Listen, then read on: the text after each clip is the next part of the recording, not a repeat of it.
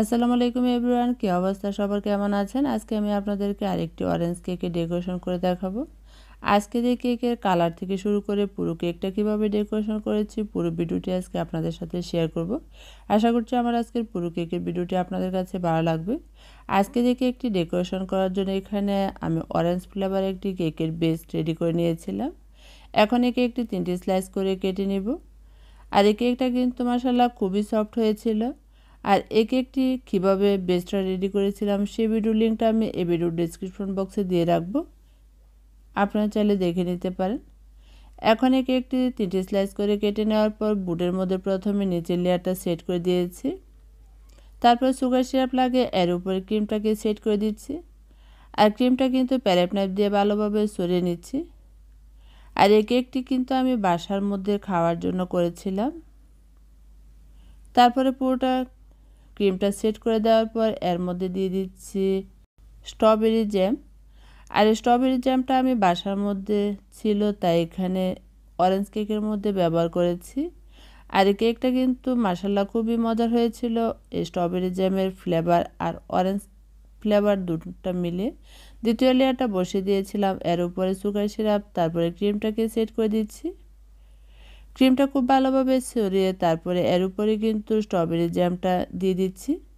এই স্ট্রবেরি জ্যামটা আমি দেওয়ার একটাই কারণ ছিল, আমি এখানে কেকের টেস্টটা কিন্তু একটু অন্যরকম আনতে চেয়েছিলাম। তারপরে উপর লেয়ারটা বসিয়ে দিয়েছি, একই রকমভাবে এর উপরে সুগার সিরাপ লাগিয়ে নিয়েছিলাম।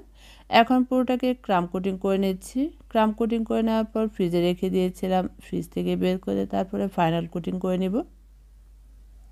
আজকের এই কেকটি আমি হোয়াইট কালার ক্রিম দিয়ে ফাইনাল কোটিং করে নিচ্ছি। আর পুরোটা কেক প্রথমে ক্রিমটা সেট করে দিব, তারপরে এখানে আমি ফিনিশিং টেনে নিচ্ছি। প্রথমে আমি স্ক্র্যাপার দিয়ে ভালোভাবে ফিনিশিং টেনে নিব। আর স্ক্র্যাপার দিয়ে ফিনিশিংটা টানার জন্য স্ক্র্যাপারটা কিন্তু খুবই আলতোভাবে ধরতে হবে।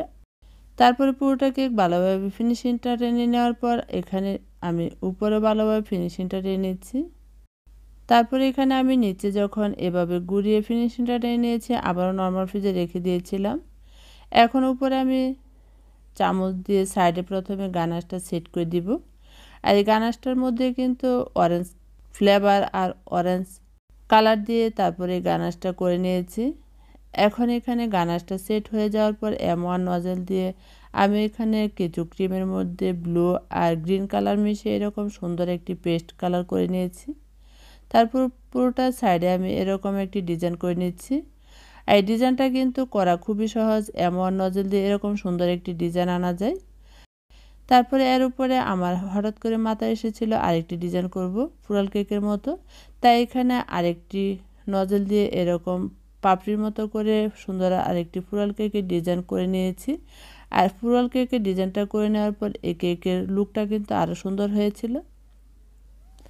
আর এই নজলের নাম্বারটা ছিল 120 নাম্বার নজল। তারপরে এই কেকটা পুরোটা যখন এরকম ফুরাল কেকের মতো ফুলটা দিয়েছি, তারপর লেখে হ্যাপি বার্থডে টপারটা দিয়েছি। এখন এই কেকটি মেপে আপনাদেরকে দেখিয়ে দিচ্ছি। এই কেকটি বুটের ওজন বাদ দিয়ে হয়েছিল 2 পাউন্ড থেকে 100 গ্রাম কম। আজকের এই কেকের ফাইনাল লুকটা কেমন হয়েছে অবশ্যই আমাকে কমেন্ট করে জানাবেন। আবারও দেখা হবে অন্য কোনো নতুন ভিডিও নিয়ে, সে পর্যন্ত ভালো থাকবেন। আল্লাহ হাফেজ।